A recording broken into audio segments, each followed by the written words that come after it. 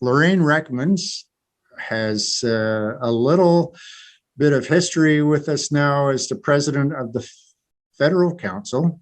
And I'm sure after the events of last year, you might have been wondering what you were getting into. But Lorraine, the information that you've been giving to us, I'm really happy to see that. The VGM that the party had, you were quite busy there, I know, and probably busier than you expected, and maybe a little longer than you expected. But I really appreciated the work you did there. And I want to thank you for the position you have, for taking that. And please have a few words for us. Thank you. Elizabeth? Thank you. I thought, I don't want to be butting in, but I just did, because when we were talking about this meeting, I said, I really want to introduce Lorraine. So I hope you won't mind if I do. You're right. I'm sorry. Unfortunately, my notes are hidden from you on your computer. I know. Yeah. I appreciate this. I won't go on and on, but I need to go on and on at least a little bit, because Lorraine and I have known each other for a really long time. Before I was in the Green Party, before she was in the Green Party. When I first met Lorraine, she was the head of a group called the National Aboriginal Forestry Association. And she initially was staff there and then went on to be executive director. She's a strong, brilliant Anishinaabe woman with deep roots in Indigenous culture and Indigenous traditional knowledge. And it's been my honor to be her friend for these years. She's a member of Serpent River First Nation, and she first ran for the Green Party when I talked her into it. I've talked you into things, Lorraine. I don't know why you forgive me. I talked Lorraine into running in 2008 in her home community of Serpent River First Nation, which is quite far from Ottawa, and she and her husband had been making their home in Ottawa for some time.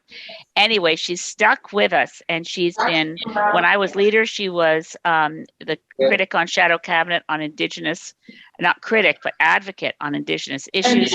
She brought to our conventions the strongest policies on Indigenous sovereignty and respect.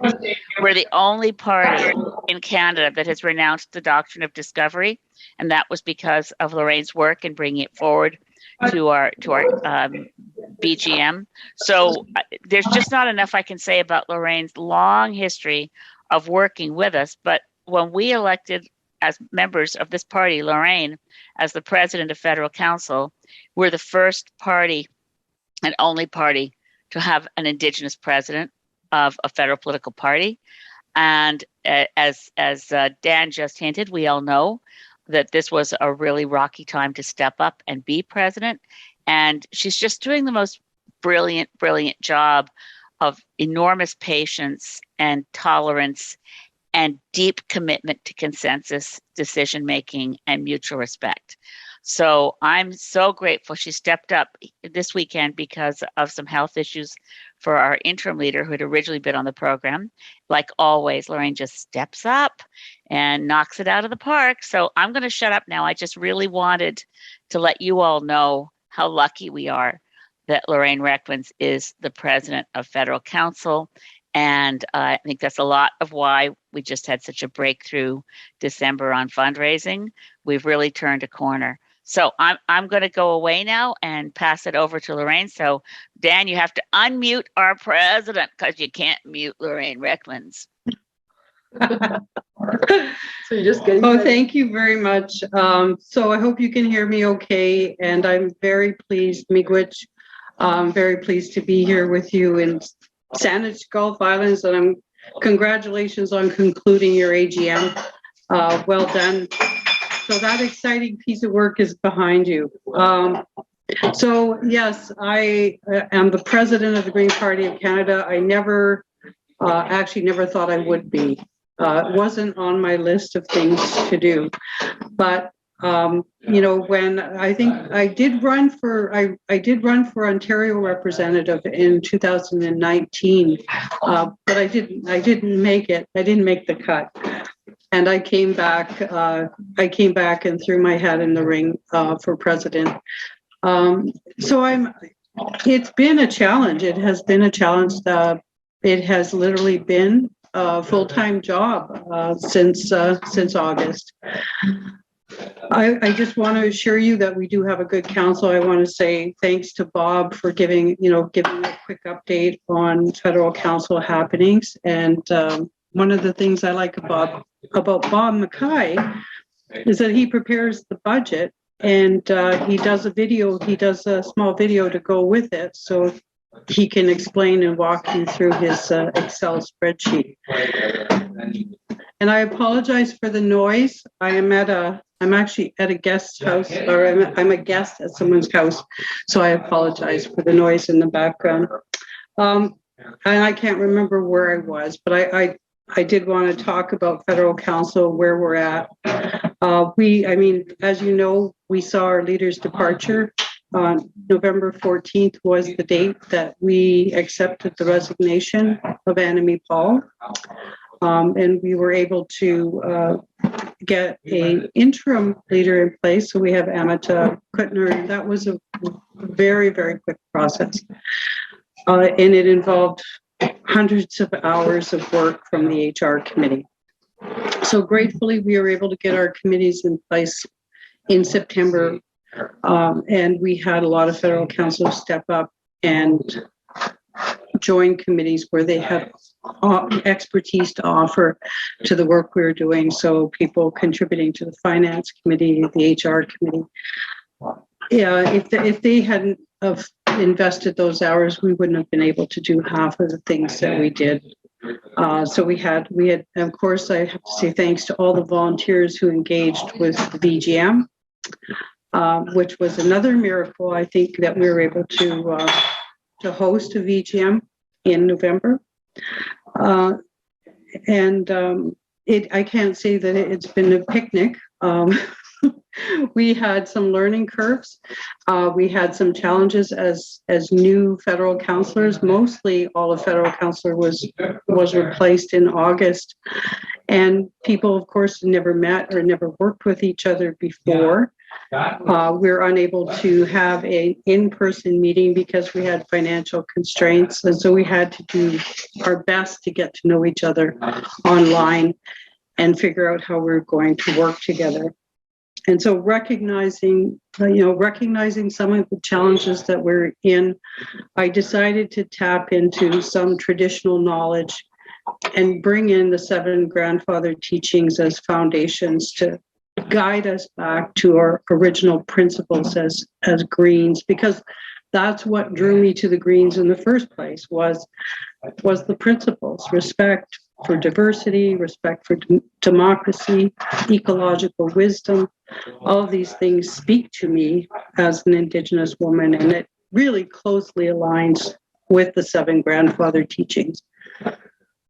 So guidance, of course, patience, recognizing that we've all been through a difficult time, that we're all human beings doing the best we can, bringing the gifts that we have to our work, and having respect for each other is, it's going to get us where we need to go. We're still in a challenge. We talked about the successful fundraising month in December, but we have no idea what's on the horizon for us in January, February, March, the first quarter. We have nothing we have no comparables, I think, because last year we were in the pandemic. So it's we're treading out into uncharted territory with, I think, a recommitment to our values. So I just want to say thank you to all the grassroots organizers, to all the EDAs out there. We're reaching out to EDAs in some of our lessons learned work. So we have to do an analysis on the election, look at some of the challenges that we face and how we managed them or how we didn't manage them.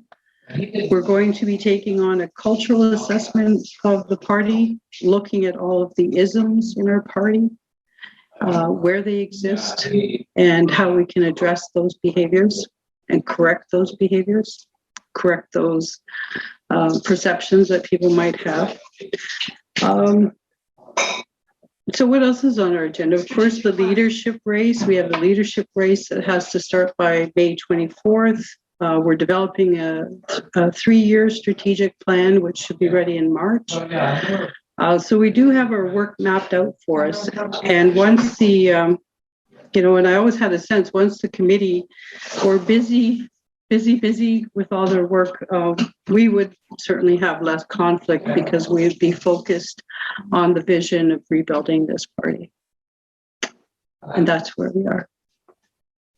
So Miigwech, thank you for inviting me, Dan, and it's good to see you, Elizabeth, and nice to meet you all. If you have any questions, please, I'm here. I'm open to any questions, and available to you apparently 24/7. Okay. Well, thank you so much, Lorraine. And the 7 principles from the grandfather, I think you said, are so powerful. Reading the letter you sent us recently, it is so like the 6 values of the Green Party, the main values, and they speak to the same issues, trust and honor and respect. And I thank you for bringing that forward to us and for being here today. Thank you very much for coming to our little shindig that we have here once a year.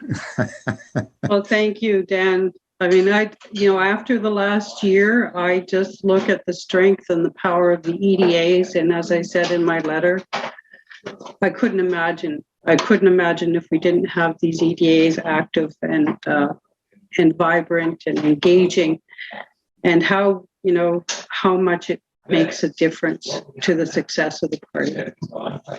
Thank you. Thank you.